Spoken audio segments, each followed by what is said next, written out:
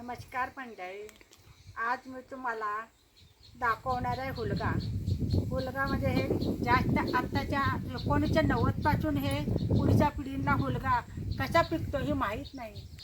आत्ता ही हुलगा 1990पासून हुलगा आमच्या सोलापूर जिल्ह्यामध्ये तर पिकत नाही. पण आता हे उन्हाळ्यात आता हे दुकानात आलेलं आहे, म्हणून हे भेटला म्हणून मी हुलगा आणलेला आहे. 1990च्या अगोदर खूप आमच्याकडे हुलगा पिकायचा.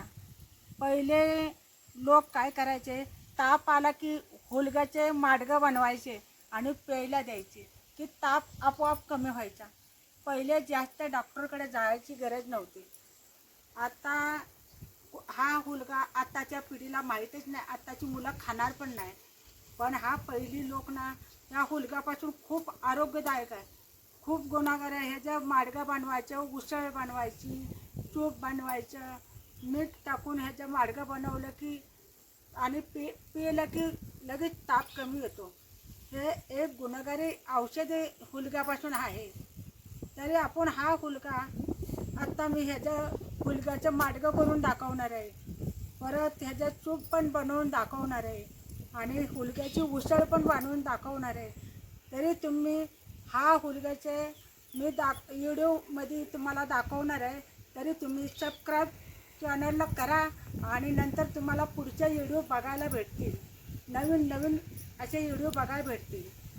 तर आता हे मी आता तुम्हाला हुलगा दाखवलेला आहे, तर आता ह्याचे इथून पुढं करायला सुरुवात करणार आहे. हे आपले आता हुलगे चाप करून झालेले आहेत. ह्याच्यात कचरा वगैरे खडे असतात, हे सगळे आता निवडून घेतले. आता आपण हे आता भाजून घ्यायचे. आता आपण बघूया कसे भाजायचे ते. हे आता आपण कढई ठेवून घेतलेले. आता आपण हे हुलगे भाजून घ्यायचे.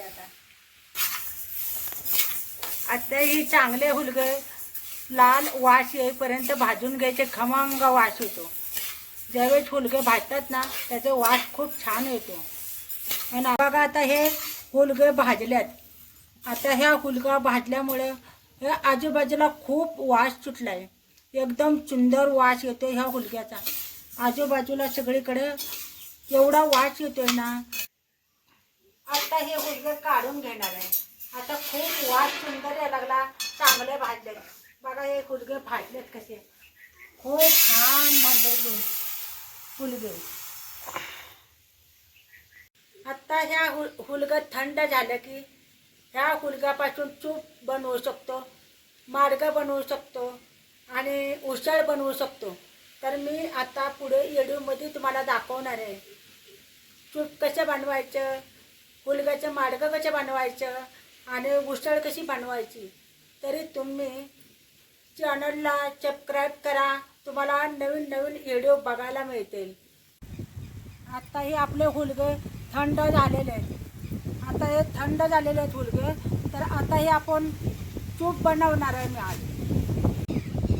आता हे हुलग्याचे तूप बनवायला आपण हे जिरं घेतले, मीठ आहे आणि हे लसूण आहे आणि वरून कोथिंबीर टाकणार. परत हे आपल्याला जर आवडत असेल तूप तर आपण हे तूप पण टाकू शकतो, काजू बदाम पण टाकू शकतो. चवीनुसार मीठ पण टाकलेलं आहे. आता हे घेतलेलं आहे मीठ, जिरं, लसूण आणि कोथिंबीर. पहिली लोक कशी जात्यावर दळत होते, पण आता जाते नाही आपल्याकडे, म्हणून आपण मिक्सरमध्ये बारीक करून घ्यायचे. मी आता तुम्हाला पुढचं दाखवणार आहे आता कसं बनवणार आहे ते. जिरं, लसूण, मीठ आपण हे बारीक करून घ्यायचं खलबत्त्यामध्ये. बघा हे बारीक झालेले आता. आता आपल्याकडे किती लोक आहेत, आपल्याला किती करायचे, 4 माणसाचं 5 माणसाचं आपल्या ह्याच्यावर आहे किती बनवायचे ते. आता आमच्याकडे 3च माणसं आहेत, मी आता कमीच बनवणार आहे. बघा आता हे आपल्याला 3 माणसासाठी आपण तूप बनवायला किती हुलगे घ्यायचे. हे आपण एवढे हुलगे घेतलेले आहेत. आपण ह्याचं पीठ बनवून घ्यायचं आता आणि नंतर तूप करायला तयार घ्यायचं. आता मिक्सरच्या भांड्यामध्ये हे आपण मिक्सरच्या भांड्यामध्ये टाकून घ्यायचे. अजून थोडं घेतलं तरी चालेल. हे आता आपल्याला पाणी गरम करायला ठेवायचं.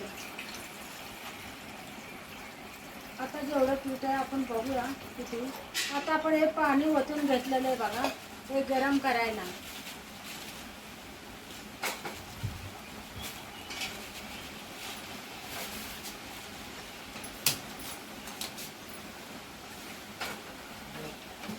हे आता आपण बारीक करून घेतलेलं मिक्सरच्या भांड्यामध्ये. आता हे आपण ना, हे बघा, एकदम बारीक पण नाही करायचं.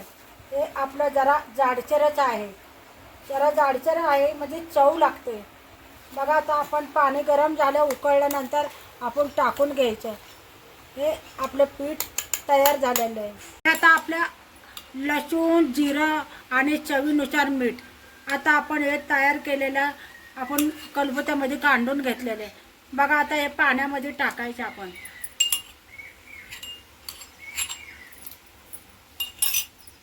आता हे पाणी उकळल्यानंतर आपण हुलग्याचं पीठ टाकू शकतो. हे बघा, हे लसूण, जिरं आणि चवीनुसार मीठ टाकल्यानंतर हे आपल्या पाण्यामध्ये कसं मिसळून घेतलेलं आहे. आता हे पाणी उकळून द्यायचं. उकळल्यानंतर आपण हे पीठ आपण घालून घ्यायचं हुलग्याचं. हे आता पाणी आपलं खूप उकळलेलं आहे, आपण बारीक गॅस करून घ्यायचा. आता बघा हे पाणी उकळलेलं आहे, आपण हे पीठ आता आपण घालून घ्यायचं.